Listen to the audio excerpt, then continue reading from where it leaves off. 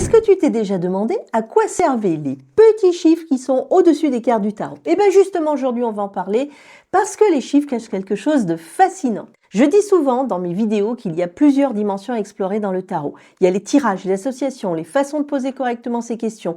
Mais je ne parle pas souvent de la numérologie. Et pourtant, c'est une clé essentielle pour comprendre la dynamique d'un tirage. La numérologie, on va l'appliquer ici uniquement aux arcanes majeures, mais ça marche partout. Je vais te donner un exemple très simple.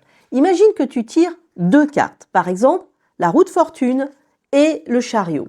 Tu les additionnes, ça te donne 17, c'est l'étoile. Et tu obtiens ce qu'on appelle la dynamique sous-jacente du tirage, c'est-à-dire le sens caché de l'interaction entre deux cartes. C'est comme si tu découvrais le fil conducteur invisible qui relie les énergies de ton tirage. Et c'est ça qui est passionnant avec la numérologie du tarot. Tu comprends le mouvement, l'équilibre, la tension d'un tirage au-delà de ce que les cartes montrent directement. C'est une autre lecture, une lecture plus fine, presque secrète.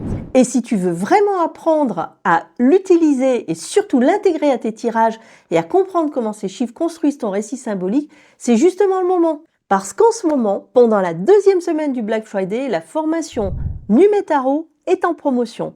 Pour y accéder, il te suffit de commenter Black Friday juste en dessous de cette vidéo et tu recevras le lien direct vers l'offre de cette semaine et le planning complet des prochaines promos. À très bientôt!